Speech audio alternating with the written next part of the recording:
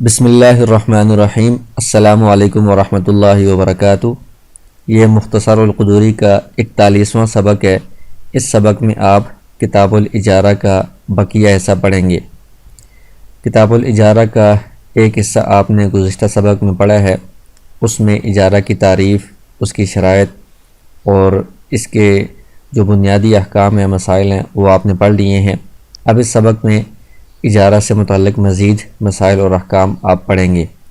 تو ہم شروع کرتے ہیں۔ وَمَنِ اسْتَأْجَرَ عَبْدًا لِلْخِدْمَةِ فَلَيْسَ لَهُ أَن يُسَافِرَ بِهِ إِلَّا أَن يَشْتَرِطَ عَلَيْهِ ذَلِكَ فِي الْعَقْدِ۔ کہتے ہیں کہ ایک شخص نے ایک غلام خدمت کے لیے کرائے پر لیا، تو اب اس کے لیے یہ جائز نہیں ہے کہ وہ اس غلام کو سفر پر ساتھ لے کر جائے، الا یہ کہ اس کے بارے میں عقد کے اندر شرط لگا دی تھی کہ میں اس کو سفر پر بھی لے کر جاؤں گا، سفر میں بھی یہ میری خدمت کرے گا، پھر تو اس کو سفر پر لے کر جانا جائز ہے۔ لیکن اگر حضر میں یعنی اپنے مقام پر اپنے گھر میں خدمت کے لیے لیا تھا، تو اب اس کو سفر پر لے جانا جائز نہیں ہے۔ اس کی وجہ یہ ہے کہ گھر کے اندر یا کسی جگہ ٹھہرے قیام کی حالت میں خدمت جو ہوتی ہے وہ الگ ہوتی ہے، اور سفر کے اندر خدمت الگ ہوتی ہے۔ تو جس کام کے لیے کوئی چیز اجرت پر لی جاتی ہے، کرائے پر لی جاتی ہے، اس کام کے علاوہ دوسرے کام جو اس سے بالکل مختلف ہوں، الگ ہوں، ان کا اس کو حق حاصل نہیں ہوتا، ان کی اجازت نہیں ہوتی۔ لہٰذا عام جو گھر میں کام ہوتے ہیں ان کے لیے اگر خدمت پر لیا ہے غلام، تو سفر والے کاموں میں اس غلام کو استعمال کرنا یہ بغیر اجازت کے درست نہیں ہوگا۔ اگر عقد کے اندر شرط لگا دی ہے کہ میں اس کو سفر پر بھی لے کر جاؤں گا، پھر یہ جائز ہے کہ وہ اس غلام کو سفر پر بھی لے کر جا سکتا ہے، وہاں پر بھی اس سے خدمت کروا سکتا ہے۔ آگے کہتے ہیں وَمَنِ اسْتَأْجَرَ جَمَلًا لِيَحْمِلَ عَلَيْهِ مَحْمَلًا۔ ایک شخص نے ایک اونٹ کرائے پر لیا تاکہ وہ اس پر سامان سوار کرے گا، یعنی سامان اس پر لا دے گا۔ وَرَاكِبَيْنِ إِلَى مَكَّةَ، اور دو بندے اس پر سوار ہوں گے اور ہم مکہ تک جائیں گے، یعنی ایک سامان بھی ہوگا کچھ اور دو بندے بھی ہوں گے، مکہ تک جائیں گے، یہ کہہ کر اس نے اونٹ کرائے پر لیا، تو جائز ہے، اس طرح یہ جائز ہے۔ وَلَهُ الْمَحْمَلُ الْمُعْتَادُ، تو اب دو بندے اس پر بیٹھیں گے، یہ تو بات واضح ہے، لیکن سامان اس پر کتنا آئے گا تو یہ اگرچہ اس نے تعیین نہیں کی، لیکن جب مطلق بولا جائے تو اس سے عام طور پر جو عادت ہے کہ اتنے سفر میں اور اتنے بندوں کے لیے کتنا سامان زیادہ راہ کے طور پر ہوتا ہے، تو جتنا معروف ہے، جتنا لوگوں کی عادت ہے کہ وہ دو بندوں کے لیے جتنا سامان رکھتے ہیں، اتنا سامان وہ اس پر رکھ سکتا ہے۔ وَإِنْ شَاهَدَ الْجَمَّالُ الْمَحْمِلَ فَهُوَ أَجْوَدُ، اور جمال جو جمل والا ہے، اونٹ کا مالک ہے، اگر وہ مشاہدہ کر لے، دیکھ لے اس سامان کو کہ کتنا سامان ہے، تو یہ زیادہ بہتر ہوگا، یہ اس کی رضامندی بالکل واضح ہو جائے گی، ظاہر ہو جائے گی۔ وَإِنْ اسْتَأْجَرَ بَعِيرًا لِيَحْمِلَ عَلَيْهِ مِقْدَارًا مِنَ الزَّادِ، ایک شخص نے جانور کرائے پر لیا تاکہ اس پر وہ سامان رکھے گا زادرہ کی ایک مخصوص مقدار۔ فَأَكَلَ مِنْهُ فِي الطَّرِيقِ، راستے میں وہ زادرہ میں سے اس نے کچھ کھایا، ظاہر ہے کہ وہ اس کو استعمال بھی کرے گا۔ جَازَ لَهُ أَن يَرُدَّ عِوْضَ مَا أَكَلَ، تو اس کے لیے جائز ہے کہ وہ دوبارہ اس پر رکھے اس سامان کے بدلے میں جو اس نے کھایا ہے، یعنی مثلا پہلے 10 کلو سامان تھا، اس میں سے اس نے 2 کلو کھایا ہے، تو مزید 2 کلو اس پر رکھ سکتا ہے، کیونکہ ٹوٹل 10 کلو رکھنے کی اس نے اجازت طلب کی تھی، تو اتنا اس میں سے جتنا بھی کم ہوگا مزید اتنا اس میں جمع کیا جا سکتا ہے، شامل کیا جا سکتا ہے۔ آگے فرماتے ہیں وَالْأُجْرَةُ لَا تَجِبُ بِالْعَقْدِ، اجرت صرف عقد سے واجب نہیں ہوتی کہ جیسے ہی عقد ہوا اجارے کا تو اجرت واجب ہو جائے، ایسا نہیں ہے۔ اجرت جو ہوتی ہے وہ منافع کے عوض میں ہوتی ہے، تو منافع دوسرے کو دے دینا یا سپورٹ کر دینا یا اس کا اختیار دوسرے کو دے دینا، اس وقت پھر یہ دوسرا بندہ اجرت جو ہے وہ دینا اس پر لازم ہوتا ہے۔ یہ جو مالک ہے جب منافع دوسرے کے حوالے کر دے پھر یہ اجرت کا مستحق ہوتا ہے۔ تو اجرت کا جو استحقاق ہے وہ صرف عقد سے نہیں ہوتا، تو اس کے بارے میں کہتے ہیں کہ تستحق بأحد ثلاثة معان، 3 وجوہات میں سے کسی ایک کی وجہ سے اجرت کا استحقاق ہوتا ہے۔ اما بشرط التعجیل، یا تو عقد کے اندر وہ شرط لگا دیں کہ اجرت پہلے دیں گے، یعنی اگرچہ کام بعد میں ہوگا یا وہ بندہ اس چیز کو استعمال بعد میں کرے گا، لیکن اجرت ایڈوانس میں ہوگی، پہلے ہوگی، تو اس صورت میں شروع میں ہی وہ بندہ مالک جو ہے وہ اجرت کا مستحق ہو جائے گا۔ او بالتعجیل من غیر شرط، یا پھر یہ کہ شرط تو نہیں لگائی کہ پہلے دیں گے، لیکن ویسے ہی اس نے اجرت پہلے ہی دے دی، تو جب دے دی تو اب وہ بندہ مالک جو ہے وہ اس اجرت کو لے سکتا ہے، اس کا وہ مستحق بن جائے گا۔ او باستیفاء الماخوذ علیہ، تیسری وجہ یہ ہے کہ ماخوذ علیہ یعنی جس چیز پر عقد کیا گیا ہے جو کہ منافع ہیں،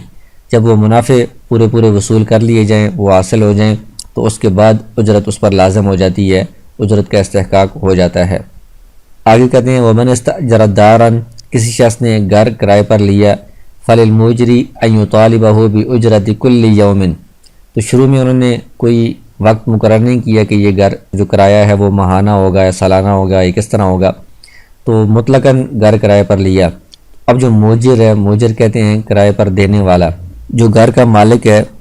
تو وہ اس سے ہر دن کی اجرت طلب کر سکتا ہے، کیونکہ جب کوئی وقت مقرر نہیں ہوا اجرت کب لی جائے گی، ماہانہ بنیاد پر لی جائے گی، تو ایک دن اور ایک رات جو ہے نا یہ ایک مناسب وقت ہے، تو اس کی ایک مناسب اجرت بنتی ہے، تو ایک دن کی گزرنے کے بعد وہ ہر دن کی اجرت لے سکتا ہے۔ الا ان یبین وقت الاستحقاق فی العقد، البتہ یہ کہ وہ عقد کے اندر ہی اجرت کے استحقاق کا وقت بیان کر دیں، یعنی عقد کے اندر وہ بتا دیں کہ ہر مہینے کے بعد اجرت لی جائے گی، یا 6 ماہ کے بعد یا سال کے بعد، تو پھر اسی وقت کی پابندی کی جائے گی۔ ومن استأجر بعیرا، اور اگر کسی نے ایک اونٹ یا کوئی جانور کرائے پر لیا، الی مکہ، کہ میں اس کو مکہ تک لے کر جاؤں گا، فللجمالی، جو اونٹ کا مالک ہے وہ بھی ساتھ سفر میں ہے، اسی سفر میں، تو اس کو یہ حق حاصل ہے ان یطالبہ باجرت کل مرحلۃ، کہ ہر مرحلے کے بعد وہ ایک مرحلے کی اجرت کا مطالبہ کر سکتا ہے۔ مرحلے سے مراد یہ ہے کہ ایک جگہ سے دوسری جگہ پر جہاں پر جا کر پڑاؤ ڈالتے ہیں لوگ، سفر میں ٹھہرتے ہیں، تو ہر مرحلے کے بعد وہ اس سے اجرت کا مطالبہ کر سکتا ہے۔ ولیس للقصار والخیاط ان یطالب بالاجرت حتی یفرغ من العمل، کہتے ہیں کہ جو دھوبی ہوتا ہے، کپڑے دھونے والا، یا جو کپڑے سلائی کرنے والا ہے، درزی ہے، ان کو یہ حق حاصل نہیں ہے کہ وہ اجرت کا مطالبہ کریں یہاں تک کہ وہ اپنے کام سے فارغ ہو جائیں، یعنی کام مکمل کرنے کے بعد وہ اجرت کا مطالبہ کریں گے، جب تک کام نہیں کیا تو وہ اجرت کا مطالبہ نہیں کر سکتے۔ الا ان یشترط التعجیل، البتہ اگر عقد کے اندر ہی وہ تعجیل کی شرط لگا دیں کہ ہم اجرت پہلے لیں گے، اس صورت میں پھر وہ کام سے پہلے بھی اجرت لے سکتے ہیں۔ ومن استأجر خبازا لیخبز له فی بیتہ قفیز دقیق بدرہم، تو کہتے ہیں کہ ایک شخص نے خباز جو روٹی پکانے والا ہے اس کو اجرت پر لیا تاکہ وہ اس کے لیے روٹیاں پکائے، فی بیتہ، اس کے گھر میں، ایک کفیز آٹا ہے اس کی روٹیاں پکائے گا، 1 درہم کے بدلے میں 1 درہم اس کی اجرت ہے۔ لم یستحق الاجرت حتی یخرج الخبز من التنور، تو یہ اس وقت تک اجرت کا مستحق نہیں ہوگا جب تک کہ یہ روٹیوں کو تندور سے نکالے گا نہیں، یعنی روٹیاں جب تندور سے نکال لے گا، جو مکمل تیار ہو جائیں گی، پھر وہ اجرت کا مستحق ہوگا۔ تندور سے نکالنے سے پہلے وہ روٹی مکمل تیار نہیں ہوتی، کام مکمل نہیں ہوتا، تو اس سے وہ منافع پورے حاصل نہیں ہو رہے، تو اس کو اجرت بھی اس وقت نہیں دی جا سکتی۔ ومن استأجر طباخا لیطبخ له طعاما للولیمۃ، کسی شخص نے طباخ یعنی کھانا پکانے والا کوئی شخص اس کو اجرت پر لیا تاکہ وہ اس کے لیے ولیمے کے کھانا پکائے،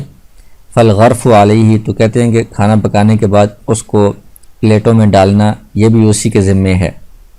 تو یہ جو چیزیں ہیں ان کا مدار عرف پر ہے، تو مصنف کے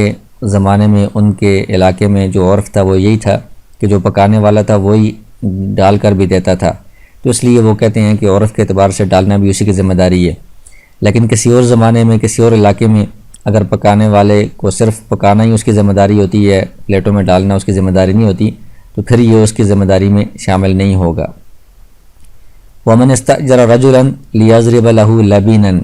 کہتے ہیں کہ ایک شخص نے ایک بندے کو اجرت پر لیا کہ وہ اس کے لیے اینٹیں بنائے گا۔ لبن یہ با کی کسرہ کے ساتھ ہے، یہ کچی اینٹ کو کہتے ہیں، مٹی سے جو کچی اینٹ بنائی جاتی ہے۔ استحق الاجرت اذا اقامہ عند ابی حنیفہ رحمہ اللہ، امام ابو حنیفہ رحمہ اللہ کے نزدیک جب وہ اینٹوں کو بنا کر وہ چھوڑ دے گا، کھڑا کر دے گا، تو وہ اجرت کا مستحق ہوگا، یعنی اس کا کام مکمل ہو گیا ہے۔ وقال ابو یوسف و محمد رحمہ اللہ لا يستحقها حتى يشرجه، صاحبین یہ فرماتے ہیں کہ وہ اجرت کا مستحق نہیں ہوگا جب تک کہ وہ ان اینٹوں کو تہ بتہ اوپر نیچے نہ رکھ لے، اس لیے کہ وہ کہتے ہیں کہ ویسے ان کو اگر رکھا جائے، تہ بتہ نہ رکھا جائے تو وہ کچی اینٹیں ہیں، ان کے خراب ہونے کا خدشہ ہوتا ہے،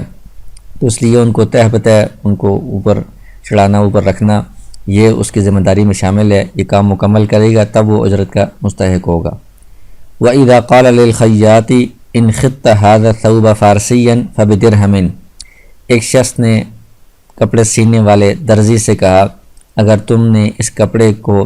فارسی طرز میں سیا، فارسی طرز کا اس کا جوڑا بنایا تو تمہیں 1 درہم اجرت ملے گی۔ وَإِنْ خِطَّهُ رُومِيًّا، اگر رومی طرز کا تم نے جوڑا بنایا، اس طرز کی سلائی کی، فَبِدِرْهَمَيْنِ، تو 2 درہم تمہیں اجرت ملے گی۔ تو کہتے ہیں کہ یہ جائز ہے، کیونکہ اس نے ہر ایک عمل بھی متعین کر دیا ہے اور اس عمل کے ساتھ اس کی اجرت بھی متعین کر دی ہے۔ تو فارسی طرز کا جو کپڑا ہے، سلائی ہے، وہ بھی متعین ہے، اس کا 1 درہم اجرت بھی متعین ہے۔ رومی طرز کی سلائی اور اس کی اجرت 2 درہم، دونوں چیزیں متعین ہیں۔ ان میں سے جو کام بھی وہ کرے گا تو وہ کام بھی متعین ہے، اس کی اجرت بھی متعین ہے، کوئی جہالت نہیں ہے، جھگڑے کا خدشہ نہیں ہے، اس لیے یہ جائز ہے۔ وَأَيَّ الْعَمَلَيْنِ عَمِلَ اسْتَحَقَّ الْأُجْرَةَ، ان 2 کاموں میں سے وہ درزی جو بھی کام کرے گا تو وہ اسی کے مطابق اجرت کا مستحق ہوگا۔ وَإِنْ قَالَ إِنْ خِطَّهُ الْيَوْمَ فَبِدِرْهَمٍ وَإِنْ خِطَّهُ غَدًا فَبِنِصْفِ دِرْهَمٍ، اگر اس طرح ہو کہ ایک بندہ درزی سے کہے کہ اگر تم نے آج سلائی کی تو تمہیں 1 درہم اس کی اجرت ملے گی، اگر تم نے کل سلائی کی، کل یہ مجھے سلائی کر کے دیا کپڑا، تو تمہیں نصف درہم یعنی آدھا درہم ملے گا۔ تو کہتے ہیں کہ فَإِنْ خَاطَهُ الْيَوْمَ فَلَهُ دِرْهَمٌ، اگر وہ آج سلائی کر کے دے دے پھر تو اسی شرط کے مطابق اس کو 1 درہم اجرت مل جائے گی۔ لیکن وَإِنْ خَاطَهُ غَدًا فَلَهُ أُجْرَةُ مِثْلِهِ عِنْدَ أَبِي حَنِيفَةَ رحمہ اللہ، اگر وہ کل سلائی کر کے دے گا تو اس کو نصف درہم نہیں بلکہ اجرت مثل اس کو ملے گی۔ اجرت مثل کا مطلب یہ ہے کہ اس جیسی سلائی کی، اس جیسے جو کام ہے، اس کام کی اس علاقے میں عام طور پر کتنی اجرت بنتی ہے، تو اس اجرت کو دیکھ کر اس کا حساب لگا کر جو ہے اتنی اجرت اس کو دی جائے گی۔ وَلَا يَتَجَاوَزُ بِهِ نِصْفَ دِرْهَمٍ، یہ جو اجرت مثل ہے یعنی اس مارکیٹ میں یا اس بازار میں، اس علاقے میں اس طرح کے کام کی کتنی اجرت بنتی ہے تو وہ اجرت اس کو ملے گی، لیکن اس اجرت کو نصف درہم سے زائد نہیں دیا جائے گا، کیونکہ نصف درہم پر وہ خود راضی ہو گیا تھا، تو وہ اجرت اگر نصف درہم یا اس سے کم ہے تو پھر تو ٹھیک ہے، لیکن نصف درہم سے زائد ہے تو پھر نصف درہم ہی اس کو دیا جائے گا، وہ زائد اجرت نہیں دی جائے گی، کیونکہ زائد کو چھوڑنے پر خود وہ راضی ہے، نصف درہم پر وہ خود راضی ہو گیا تھا۔ وقال ابو یوسف و محمد رحمہ اللہ الشرطان جائزان، صاحبین یہ فرماتے ہیں کہ یہ بھی دونوں شرطیں جائز ہیں، جس طرح پیچھے فارسی اور رومی طرز میں دونوں صورتیں جائز تھیں، تو صاحبین فرماتے ہیں کہ آج کے دن کا جو وقت ہے اس کے لیے 1 درہم اجرت مقرر ہے، کل کے دن اگر وہ سلائی کرے گا تو اس کے لیے نصف درہم مقرر ہے، کوئی جہالت نہیں ہے، لہذا دونوں میں سے جس طرح کا بھی وہ کام کرے گا جتنے وقت میں اتنی اجرت کا وہ مستحق ہوگا، دونوں شرطیں جائز ہیں۔ وَأَيُّهُمَا عَمِلَ اسْتَحَقَّ الْأُجْرَةَ، صاحبین کہتے ہیں کہ یہ دونوں شرطیں جائز ہیں، ان میں سے جس طرح کا بھی وہ کام کرے گا تو اسی کے مطابق اجرت کا وہ مستحق ہوگا، آج سیے گا تو 1 درہم ملے گا، کل سیے گا تو نصف درہم ملے گا، یہ دونوں صورتیں جائز ہیں۔ لیکن امام ابو حنیفہ رحمہ اللہ فرماتے ہیں کہ جو آج کے دن کا اس نے بتایا ہے کہ آج کے دن تم نے یہ سلائی کی تو تمہیں 1 درہم ملے گا، یہ تعجیل ہے، مطلب یہ کہ جلدی کرنے کے لیے اس کو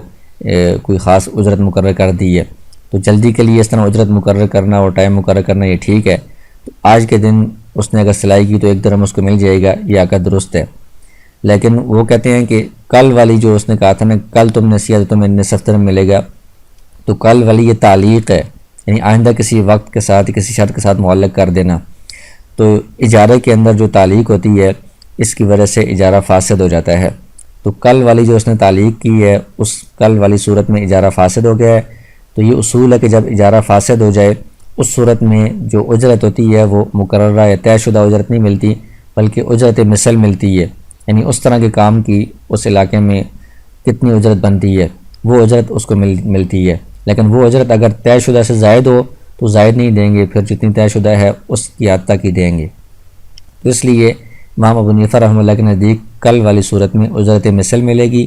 اور وہ بھی نصف درہم سے زائد نہیں ملے گی، نصف درہم یا اس سے کم جتنی بھی ہو وہی ملے گی۔ اس میں فتویٰ امام ابو حنیفہ رحمۃ اللہ کے قول پر ہے۔ آگے کہتے ہیں وَإِن قَالَ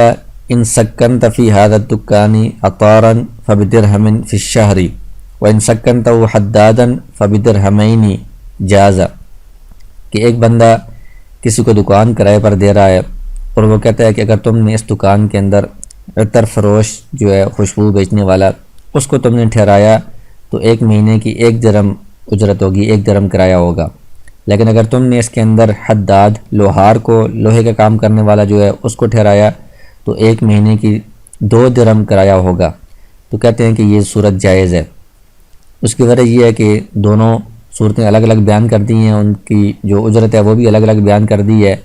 اور ان میں فرق بھی واضح ہے کہ خوشبو والا جو کام ہے اس کی وجہ سے عمارت کو دکان کو کوئی نقصان نہیں پہنچتا، جو لوہار والا کام ہوتا ہے اس کی وجہ سے فرش کو اور دیواروں چھت وغیرہ دکان کی عمارت کو نقصان پہنچتا ہے، لہٰذا ان دونوں میں الگ الگ اجرت مقرر کرنا یہ درست ہے۔ وَأَيَّ الْأَمْرَيْنِ فَعَلَ اسْتَحَقَّ الْمُسَمَّى فِيهِ عِنْدَ أَبِي حنیفۃ رحمہ اللہ، ان دو معاملوں میں سے جو بھی معاملہ اختیار کیا اس نے، جو بھی کام کیا تو وہ اس کے اندر جو چیز مقرر کی گئی ہے اس کا مستحق ہوگا، یعنی عطار کو رکھا تو 1 درہم اس کو ملے گا، اور حداد کو رکھا تو 2 درہم اس کرائے اس کی وجہ سے لازم ہوگا۔ وقال رحمہ اللہ الاجارۃ فاسدۃ، صاحبین یہ فرماتے ہیں کہ یہ اجارہ فاسد ہے۔ صاحبین یہ کہتے ہیں کہ اس میں متعین نہیں ہے ابھی کہ وہ اس میں سے کس کو رکھے گا، یعنی عطار کو رکھے گا یا حداد کو رکھے گا، تو ابھی وہ کام ہی متعین نہیں ہے کہ اس میں کیا کام ہوگا۔ جب کام متعین نہیں ہے تو اس کے مطابق اجرت بھی متعین نہیں ہے کہ 1 درہم والی اجرت ہوگی یا 2 والی اجرت ہوگی، کرایہ کیا ہوگا، اس لیے وہ کہتے ہیں کہ جہالت کی وجہ سے یہ اجارہ فاسد ہے۔ لیکن امام ابو حنیفہ رحمہ اللہ فرماتے ہیں کہ فی الحال اگرچہ وہ اس میں کچھ نہ کچھ جہالت ہے، لیکن ہر ایک صورت کی اس نے الگ قیمت مقرر کر دی ہے، کرایہ بتا دیا ہے، جیسے ہی وہ کام شروع کرے گا، مہینہ شروع ہوگا یا وہ دکان کسی کو دے گا، اس وقت وہ کام متعین ہو جائے گا کہ اس میں عطر فروش کو رکھ رہا ہے یا لوہار کو رکھ رہا ہے۔ جب پہلے بندہ جیسے ہی اس میں آئے گا تو وہ کام بھی متعین ہو جائے گا، اس کی اجرت بھی کرایہ بھی متعین ہو جائے گا، تو جہالت ختم ہو جائے گی۔ اس لیے امام ابو حنیفہ رحمہ اللہ کے نزدیک یہ جائز ہے، اور فتویٰ بھی اس میں امام ابو حنیفہ رحمہ اللہ کے قول پر ہے۔ آگے کہتے ہیں وَمَنِ اسْتَأْجَرَ دَارًا كُلَّ شَهْرٍ بِدِرْهَمٍ فَالْعَقْدُ صَحِيحٌ فِي شَهْرٍ وَاحِدٍ، ایک شخص نے ایک گھر کرائے پر لیا کہ ہر مہینہ 1 درہم کے بدلے میں، یعنی ہر مہینے کا کرایہ 1 درہم ہوگا، اور کل کتنا عرصہ یہ گھر میں کرائے پر لے رہا ہوں اس کا اس نے تذکرہ نہیں کیا، تو کہتے ہیں کہ یہ عقد تو صحیح ہے لیکن صرف 1 مہینے میں یہ صحیح ہے، وَفَاسِدٌ فِي بَقِيَّةِ الشُّهُورِ، اور باقی جو مہینے ہیں ان میں یہ عقد فاسد ہے، اس لیے کہ باقی جو مہینے ہیں ان کا پتہ نہیں ہے کہ کتنے مہینوں کے لیے عقد کیا جا رہا ہے، مجہول ہے وہ وقت، تو مجہول وقت میں یہ عقد درست نہیں ہو سکتا۔ 1 مہینہ چونکہ معلوم ہے کہ اس نے کم از کم 1 مہینہ تو اس میں رہنا ہی رہنا ہے،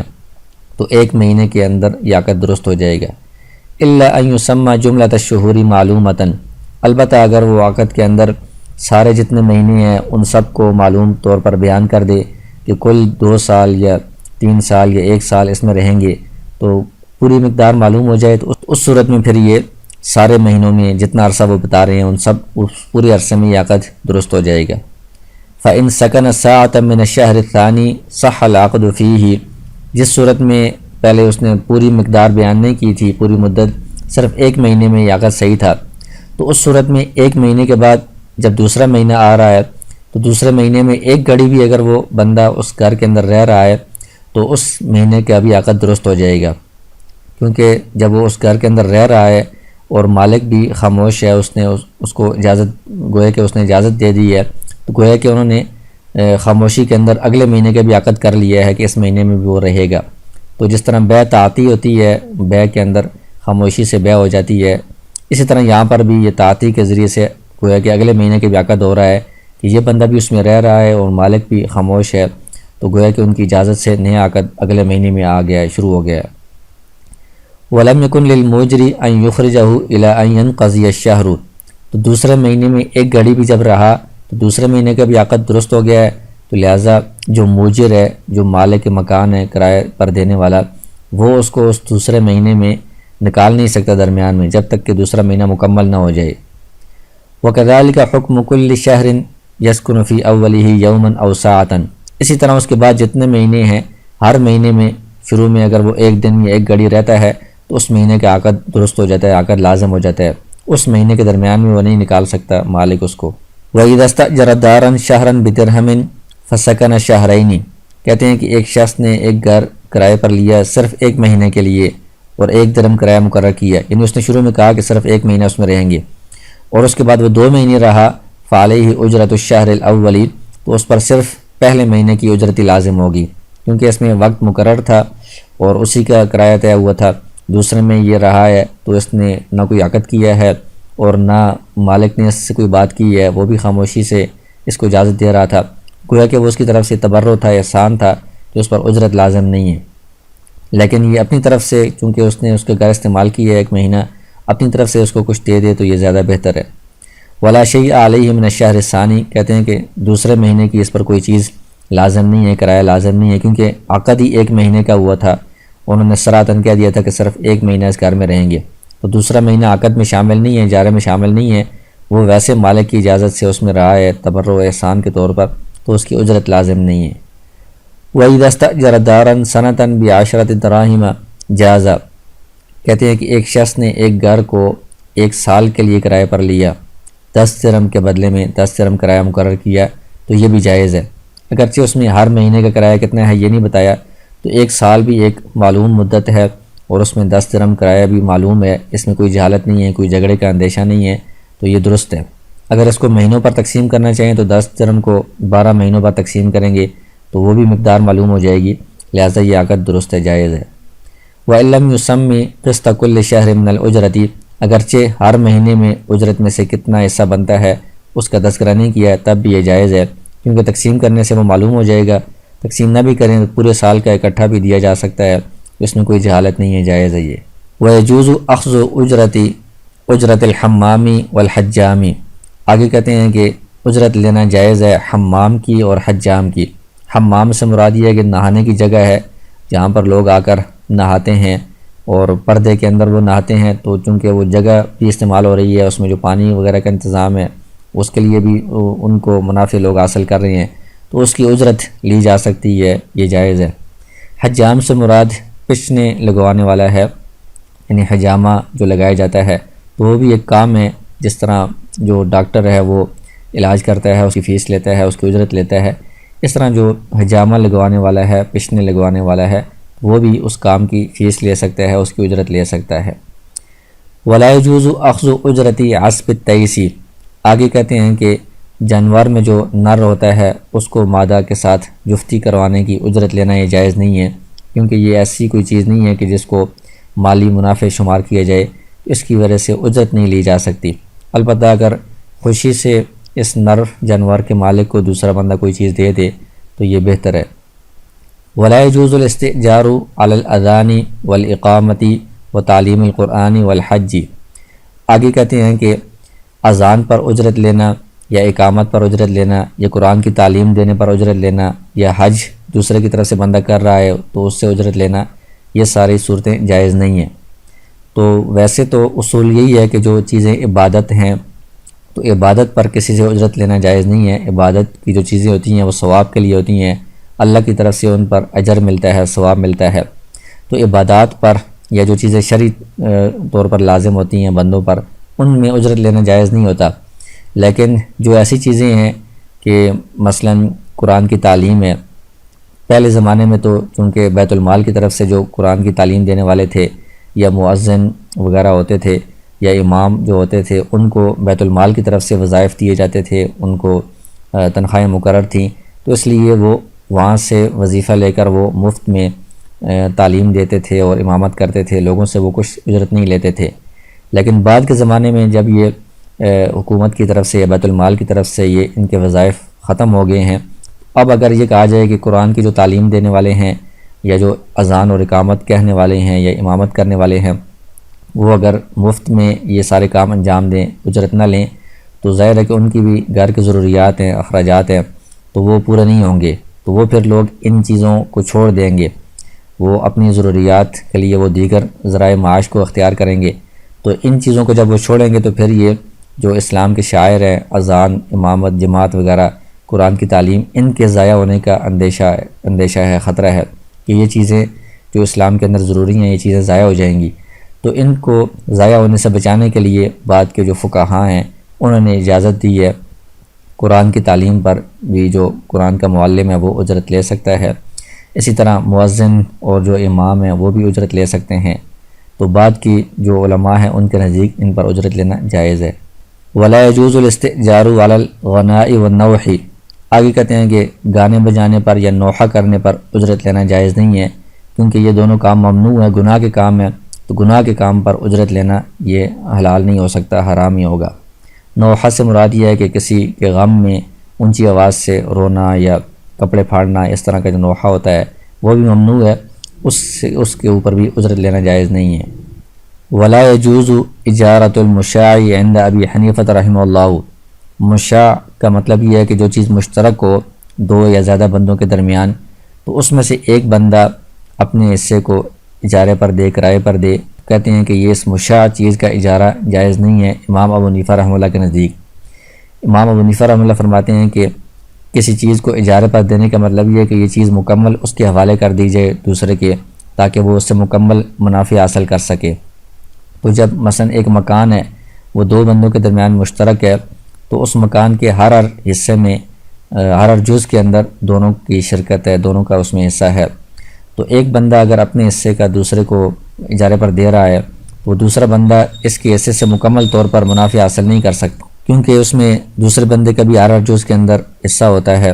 اگر وہ وقت مقرر کریں گے کہ اتنا وقت ایک بندہ رہے، دوسرا وقت دوسرا بندہ، تو اس میں بھی مکمل طور پر وہ جو بندہ ہے اجارے پر لینے والا وہ اس سے منافع حاصل نہیں کر سکتا۔ تو اس لیے جو مشترک چیز ہے اس کا ایک بندے کی طرف سے یا جو کچھ اس کے شرکاء ہیں ان کی طرف سے اس کو کرائے پر دینا امام صاحب کے نزدیک جائز نہیں ہے۔ ہاں، مشترک چیز میں جتنے شرکاء ہیں وہ سارے کے سارے مل کر اس کو کرائے پر دے دیں، پھر یہ جائز ہے، کیونکہ وہ پھر اس صورت میں وہ جگہ، مکان یا کوئی بھی چیز مکمل دوسرے کے حوالے ہو جائے گی، وہ اس سے مکمل منافع حاصل کر سکے گا۔ وقال رحمہ اللہ اجارۃ المشاع جائزۃ، صاحبین یہ فرماتے ہیں کہ مشترک چیز کا اجارہ جائز ہے کہ جتنا اس کا حصہ بنتا ہے اس کے حصے سے دوسرا بندہ جس طرح بھی ممکن ہو منافع حاصل کرے، وہ اس کو کرایہ دے، تو یہ درست ہے۔ لیکن اس میں فتویٰ امام ابو حنیفہ رحمہ اللہ کے قول پر یہ ہے کہ اس طرح مشاع چیز کا اجارہ جائز نہیں ہے۔ وَيَجُوزُ اسْتِئْجَارُ الذِّئْرِ بِأُجْرَةٍ مَعْلُومَةٍ، آگے کہتے ہیں کہ جو دودھ پلانے والی ہوتی ہے بچے کو، اس کو اجارے پر لینا جائز ہے معلوم اجرت کے ساتھ، یعنی اجرت مقرر کر دی جائے کہ بچے کو دودھ پلائے گی تمہیں اتنا معاوضہ ملے گا ہر مہینے یا پورا جتنا عرصہ ہے،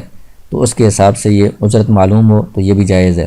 وَيَجُوزُ بِطَعَامِهَا وَكِسْوَتِهَا عِنْدَ أَبِي حَنِیفَةَ رحمہ اللہ، اور امام ابو حنیفہ رحمہ اللہ فرماتے ہیں کہ اس کو اجارے پر لینا، یعنی اس کو کہنا کہ بچے کو دودھ پلاؤ اور ساتھ تمہیں جو معاوضہ ملے گا وہ کھانا اور کپڑا ملے گا، تو یہ بھی جائز ہے۔ تو اس صورت میں جو معروف اس علاقے میں یا اس جگہ میں کھانا ہوگا جتنا عام طور پر بندے کو دیا جاتا ہے، اور جس طرح کے کپڑے ایک کسی کو دیے جاتے ہیں، تو اتنے معروف کھانے اور کپڑے کے بدلے میں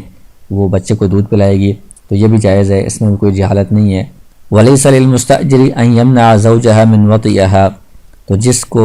عورت کو دودھ پلانے کے لیے اجارے پر لیا ہوا ہے، تو اس کے شوہر کو یہ جو مستاجر ہے، جو بندہ ہے جس نے کرائے پر لیا ہے، یہ اس کے شوہر کو وطی کرنے سے منع نہیں کر سکتا۔ فَإِنْ حَبَلَتْ كَانَ لَهُمْ أَن يَفْسَخُوا الْإِجَارَةَ إِذَا خَافُوا عَلَى الصَّبِيِّ مِنْ لَبَنِهَا، اگر وہ جو دودھ پلانے والی عورت ہے جس کو کرائے پر لیا ہے وہ اگر حاملہ ہو گئی ہے، تو پھر یہ جو لوگ ہیں مستاجر، یہ اجارے کو فسخ کر سکتے ہیں اگر ان کو اندیشہ ہو کہ اس حاملہ عورت کا دودھ بچے کے لیے نقصان دہ ہے، تو یہ ایک عذر ہے، اس کی وجہ سے وہ اجارے کو فسخ کر سکتے ہیں، ختم کر سکتے ہیں۔ وَعَلَيْهَا أَن تُصْلِحَ طَعَامَ الصَّبِيِّ، تو یہ جو دودھ پلانے والی عورت ہے بچے کا جو کھانا ہے وہ بھی وہی بنائے گی، اس کو کھانے کے قابل بنا کر اس کو دے گی۔ تو یہ بھی عرف کے اوپر ہے کہ عرف میں جو جو چیزیں ذمہ داریاں اس میں شامل ہوتی ہیں وہی اس میں شامل ہوں گی۔ جس عرف میں دودھ پلانے والی کے ذمہ صرف دودھ پلانا ہے تو اس میں کھانا اس کے ذمہ پھر نہیں ہوگا۔ وَإِنْ أَرْضَعَتْ فِي الْمُدَّةِ بِلَبَنِ شَاةٍ فَلَا أُجْرَةَ لَهَا، تو اگر کسی عورت کو دودھ پلانے کے لیے، بچے کو دودھ پلانے کے لیے اجارے پر لیا گیا، اس نے اس مدت کے اندر بکری کا دودھ بچے کو پلایا، اپنا دودھ نہیں پلایا، اس صورت میں اس کو اجرت نہیں ملے گی، کیونکہ بکری کا دودھ تو گھر والے خود بھی پلا سکتے تھے۔ عورت کا جو اجارے پر لیا تھا وہ اس کے اپنے دودھ کی وجہ سے لیا تھا، اپنا دودھ اس نے پلایا نہیں ہے، تو لہٰذا اس کو اجرت نہیں ملے گی، کیونکہ جو مستاجر اور مؤجر کی شرائط ہوتی ہیں ان کے اندر اگر خلاف ورزی ہو تو پھر وہ جو اجارے والا ہے وہ اجرت کا مستحق نہیں ہو سکتا۔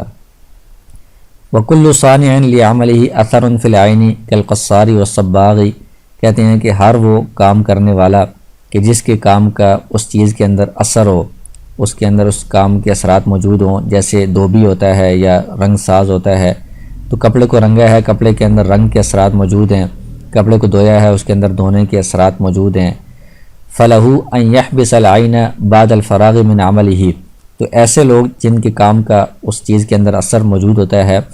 وہ کام مکمل کرنے کے بعد اس چیز کو روک سکتے ہیں، حتیٰ یستوفی الاجرۃ، یہاں تک کہ وہ اجرت وصول کر لیں، یعنی وہ کپڑے کو اپنے پاس روک سکتے ہیں کہ ہم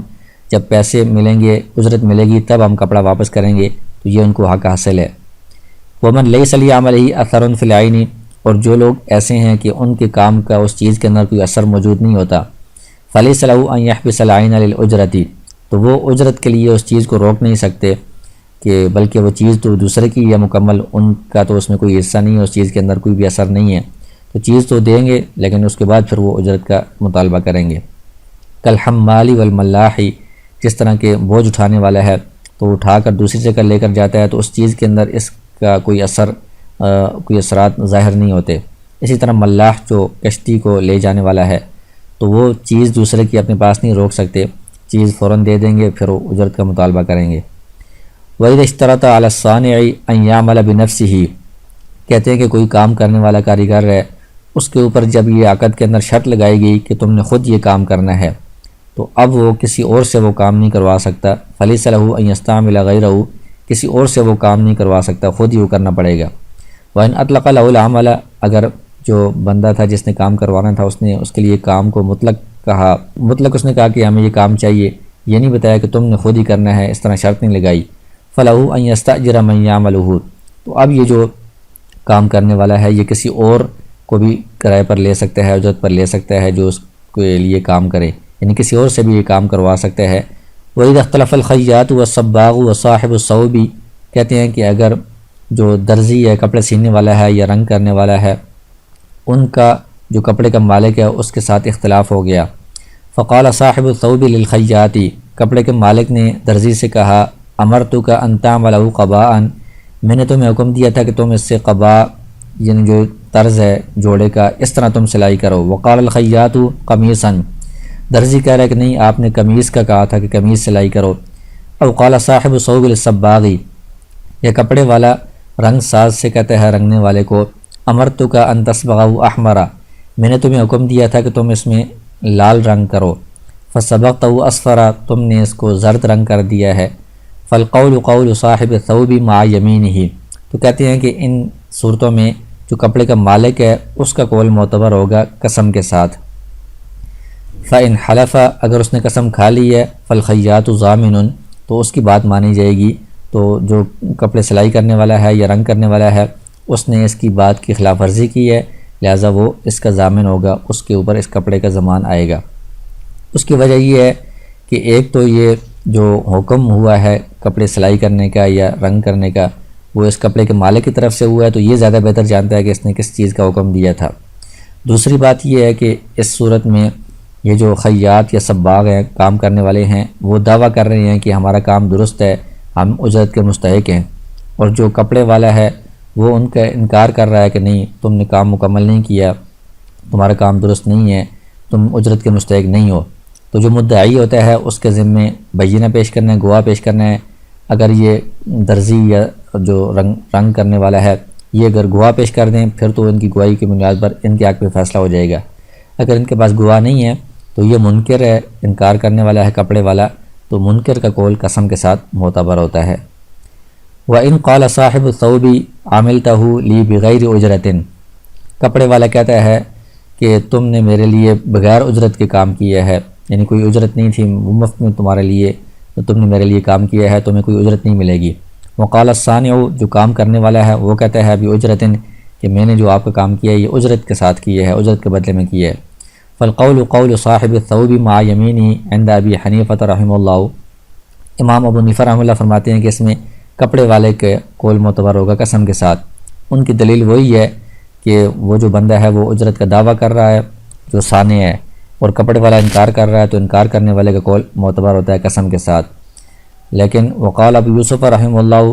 امام ابو یوسف رحمہ اللہ یہ فرماتے ہیں ان کان حریفا لہ فلہ الاجرۃ، کہ اگر وہ جو بندہ ہے صانع وہ اس کا یہ پیشہ ہے، یعنی اس کا پیشہ ہے کہ وہ یہی کام کرتا ہے درزی کا یا کپڑے رنگنے کا یا کوئی بھی، تو اس کو اجرت ملے گی۔ وَإِن لَمْ يَكُنْ حَرِيفًا لَهُ فَلَا أُجْرَةَ لَهُ، اگر وہ اس کا یہ پیشہ نہیں ہے، مطلب وہ کہ وہ ہمیشہ یہی کام نہیں کرتا، تو اس صورت میں گویا کہ اس نے اس کے لیے ویسے تبرعاً احساناً یہ کام کیا ہے تو اس پر کوئی اجرت لازم نہیں ہوگی۔ وقال محمد رحمہ اللہ ان کان الصانع مبتدلا لهذه الصنعة بالأجرة، امام محمد رحمہ اللہ یہ فرماتے ہیں کہ یہ جو کام کرنے والا ہے اگر یہ مشہور ہے اس کام کو اجرت کے ساتھ کرنے میں، یعنی سب کو پتہ ہے کہ یہ ہمیشہ یہ کام اجرت کے ساتھ کرتا ہے، فالقول قوله مع یمینہ، تو اس صورت میں اسی کام کرنے والے کا قول معتبر ہوگا قسم کے ساتھ انہ عاملہ باجرۃ، کہ اس نے اجرت کے ساتھ کام کیا ہے۔ تو اس میں جو فتویٰ ہے وہ امام محمد رحمہ اللہ کے قول پر ہے کہ اس عرف میں دیکھا جائے گا، اس علاقے میں یا اس بندے کی جو شہرت ہے اس سے فیصلہ ہوگا کہ اس بندے کے بارے میں سب کو پتہ ہے کہ اجرت کے ساتھ کام کرتا ہے، اس کا کام یہی ہے، تو اس صورت میں یہاں پر بھی اس بندے کے لیے بھی اس نے اجرت کے ساتھ ہی کام کیا ہے تو اجرت لازم ہوگی۔ آگے فرماتے ہیں والواجب فی الاجارۃ الفاسدۃ اجرۃ المثل، جن صورتوں میں کسی وجہ سے اجارہ فاسد ہو جائے تو اس میں اجرت جو آپس میں طے ہوتی ہے وہ لازم نہیں ہوتی بلکہ اجرت مثل لازم ہوتی ہے۔ اجرت مثل کا مطلب یہ ہے کہ اس طرح کا جو کام ہے وہ اس علاقے میں کتنے پیسوں میں ہوتا ہے، اس کی کتنی اجرت بنتی ہے، تو اس کے اعتبار سے اجرت دی جائے گی۔ لیکن لا يتجاوز به المسمى، یہ جو اجرت مثل ہے یہ اگر مقررہ اجرت سے زیادہ ہے تو زیادہ نہیں دی جائے گی، اس کے برابر دی جائے گی، اگر اس سے کم ہے تو پھر یہ کم دی جائے گی اجرت مثل۔ وَإِذَا قَبَضَ الْمُسْتَأْجِرُ الدَّارَ فَعَلَيْهِ الْأُجْرَةُ وَإِن لَّمْ يَسْكُنْهَا، کہتے ہیں کہ جب کسی نے کرائے پر گھر لیا تو جب اس پر قبضہ کر لیا تو اب اس پر اجرت لازم ہو گئی ہے، کیونکہ اب یہ اس کے اختیار میں آ گیا ہے، یہ اس سے منافع حاصل کر سکتا ہے، اگرچہ یہ اس میں رہ نہیں رہا، منافع حاصل نہیں کر رہا، تب بھی چونکہ اس کے قبضے میں آ گیا ہے تو اب یہ اس کے اوپر اجرت لازم ہو گئی ہے۔ فَإِنْ غَصَبَهَا غَاصِبٌ مِّن يَدِهِ سَقَطَتِ الْأُجْرَةُ، اگر درمیان میں اس مستاجر سے کسی غاصب نے یہ گھر غصب کر لیا کچھ عرصے کے لیے تو اتنے عرصے کی اجرت اس سے ساقط ہو جائے گی، کیونکہ اجرت جو لازم ہوتی ہے وہ قبضے کی وجہ سے لازم ہوتی ہے کہ یہ چیز مکمل اس کے قبضے میں ہو، وہ منافع حاصل کر سکے، تو مستاجر کے قبضے میں جتنا عرصہ یہ گھر ہوگا ممکن ہوگا اس کے لیے منافع حاصل کرنا، اتنے عرصے کی اس پر اجرت لازم ہوگی۔ وَإِنْ وَجَدَ بِهَا عَيْبًا يَضُرُّ بِالسُّكْنَ فَلَهُ الْفَسْخُ، کہتے ہیں کہ اگر جو گھر کرائے پر دیا ہوا ہے اس گھر کے اندر کوئی ایسا عیب پایا گیا ہے جس کی وجہ سے عمارت کو نقصان پہنچ رہا ہے تو وہ جو مالک ہے گھر کا وہ اجارے کو فسخ کر سکتا ہے کیونکہ اس کے گھر کو نقصان پہنچ رہا ہے۔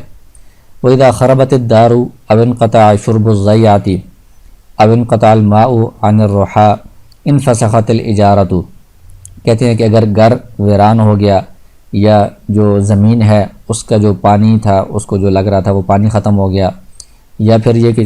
جو پن چکی تھی پانی والی چکی تھی اس کا پانی ختم ہو گیا، اس صورت میں اجارہ فسخ ہو جائے گا، کیونکہ ان چیزوں سے منافع حاصل کیے جا رہے تھے تو منافع حاصل کرنے کے بدلے میں اجارہ تھا، لیکن جب ان چیزوں سے منافع حاصل نہیں کیے جا سکتے، پانی نہیں ہے، پانی کے بغیر چکی کیسے چلے گی، یہ پانی کے بغیر اس زمین میں کیسے فصل ہوگی، اس صورت میں وہ کام ہی منافع حاصل کرنا ممکن نہیں ہے تو اجارہ فسخ ہو جائے گا۔ وَإِذَا مَاتَ أَحَدُ الْمُتَعَاقِدَيْنِ وَقَدْ عَقَدَ الْإِجَارَةَ لِنَفْسِهِ، کہتے ہیں کہ متعاقدین میں سے کوئی ایک فوت ہو گیا اور اس نے اجارے کا جو عقد کیا تھا وہ اپنے لیے کیا تھا، انفسخت الإجارة، تو اجارہ فسخ ہو جائے گا، کیونکہ جس نے منافع حاصل کرنے تھے یا منافع دینے تھے وہ خود رہا ہی نہیں ہے تو اب اجارے کا کوئی فائدہ نہیں ہے، اجارہ فسخ ہو جائے گا۔ وَإِنْ كَانَ عَقَدَهَا لِغَيْرِهِ لَمْ تَنْفَسِخ، لیکن اگر اس نے کسی اور کے لیے عقد کیا تھا تو اس صورت میں یہ اجارہ فسخ نہیں ہوگا، کیونکہ وہ خود اگر فوت ہو گیا ہے تو دوسرے لوگ جن کے لیے اجارہ عقد ہوا ہے وہ لوگ موجود ہیں، وہ اس سے منافع حاصل کریں گے، تو اس لیے اجارہ فسخ نہیں ہوگا۔ آگے کہتے ہیں وَيَصِحُّ شَرْطُ الْخِيَارِ فِي الْإِجَارَةِ كَمَا فِي الْبَيْعِ، جس طرح بیع کے اندر خیار کی شرط ہوتی ہے کہ سوچ کر بتاؤں گا کہ میں چیز بیچتا ہوں نہیں بیچتا ہوں، اس طرح اجارے کے اندر بھی خیار جائز ہے کہ میں یہ چیز اجارے پر لینا چاہتا ہوں یا دینا چاہتا ہوں، لیکن مجھے 3 دن تک سوچ کر میں بتاؤں گا کہ میں یہ چیز لوں یا نہ لوں، تو یہ بھی جائز ہے۔ وتنفسخ الاجارۃ بالاعذار، آگے کہتے ہیں کہ عذر کی وجہ سے اجارہ فسخ ہو جاتا ہے۔ جیسے عذر کی مختلف مثالیں بیان کی ہیں، کمن استاجر دکانا فی السوق لیتاجر فیہ، ایک شخص نے دکان بازار میں کرائے پر لی کہ اس میں وہ تجارت کرے گا، فذهب مالہ، تو اس کا مال ہی سارا ضائع ہو گیا، ہلاک ہو گیا، تو وہ اب کس چیز سے تجارت کرے گا؟ لہٰذا یہ عذر ہے تو وہ اس دکان کا اجارہ فسخ کر دے گا۔ وکمن آجر دارا او دکانا، کسی شخص نے ایک گھر یا دکان کرائے پر دی دوسرے بندے کو، ثم افلس، پھر یہ جو دکان کا یا گھر کا مالک ہے یہ مفلس ہو گیا، فلازمتہ دیون، اس پر بہت سارے قرضے لازم ہو گئے، لا یقدر علی قضائیہ، ان قرضوں کی ادائیگی پر یہ قادر نہیں ہے، الا من ثمن ما آجرا، مگر اس چیز کی قیمت کے ذریعے سے جو اس نے اجارے پر دی ہے، یعنی گھر یا دکان جو اس نے دی ہے اس کی قیمت کے ذریعے سے یہ وہ قرض ادا کر سکتا ہے، اس کے علاوہ اس کے پاس قرضوں کی ادائیگی کی کوئی صورت نہیں ہے، مفلس ہو گیا۔ فسخ القاضی العقد، اس صورت میں قاضی اس دکان یا گھر کا جو اجارہ ہوا تھا، عقد ہوا تھا، اس کو فسخ کر دے گا، وباعها فی الدین، اور جو قرضے ہیں ان قرضوں میں اس دکان کو یا گھر کو بیچ کر قرضوں کو ادا کر دے گا۔ ومن استاجر دابۃ لیسافر علیہ، کسی شخص نے جانور کرائے پر لیا کہ وہ اس پر سفر کرے گا، ثم بدا لہ من السفر، پھر اس کی رائے تبدیل ہو گئی سفر سے، یعنی اس نے کہا کہ سفر میں نے نہیں کرنا، یہ جو بھی اس کا مقصد تھا وہ اب ختم ہو گیا ہے، یعنی اس نے اب سفر نہیں کرنا، فہو عذر، تو یہ بھی عذر ہے، اس کی وجہ سے وہ اجارے کو فسخ کر سکتا ہے، جانور وہ واپس کر سکتا ہے۔ وَإِن بَدَا لِلْمُكَارِي مِنَ السَّفَرِ فَلَيْسَ ذَلِكَ بِعُذْرٍ، اگر جو مکاری کا مطلب ہے کرائے پر دینے والا ہے، جانور کا مالک ہے، یعنی پہلے اس نے بھی ساتھ سفر کرنا تھا، وہ اگر کہتا ہے کہ میں سفر میں ساتھ نہیں جا سکتا، تو یہ عذر شمار نہیں ہوگا، کیونکہ وہ اس کے ساتھ اپنے کسی ملازم کو، غلام کو، کسی خادم وغیرہ کو بھی بھیج سکتا ہے، تو اس کو عذر شمار نہیں کیا جائے گا، وہ اس کی وجہ سے اجارے کو فسخ نہیں کر سکتا۔